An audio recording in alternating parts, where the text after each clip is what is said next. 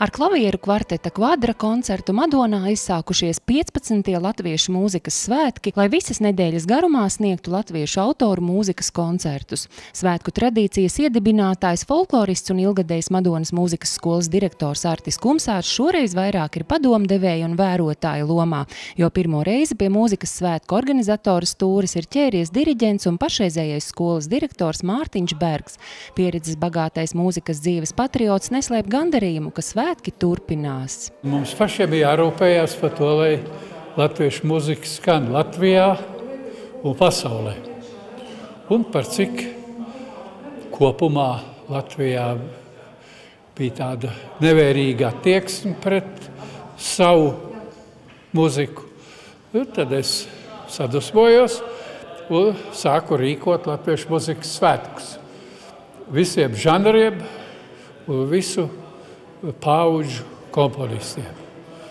Tā tas sākās un tā tas kuploja un kuplo arī tālāk. Šeit, pateicoties Artim Kumsāram, kā novada un Latvijas patriotam, te vienmēr ir latviešu muzikas prestižs noturēts. Tas varbūt nemaz nav tik viegli un tik pateicīgi vienmēr bijis, jo kaut kā latviešu dabā drusciņi ir tas, kad varbūt jūsmot pa svešām lietām un kad svešs izliekās labāks tikai tāpēc, ka tas ir no citurienes. Tas uzreiz, kaut kas tāds.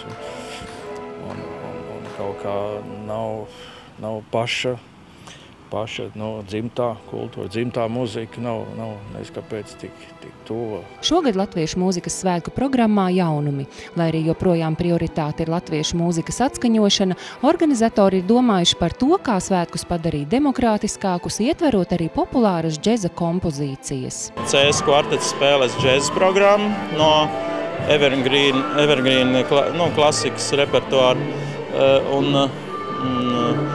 Tātad tas ir tāds, un arī pūtēja orķestrs, tāda demokrātiskāka atmosfēra dažādām gaumēm. Īpaša uzmanība visu dienu garumā tiks vērsta uz jauno mūziķu pilnveidošanos.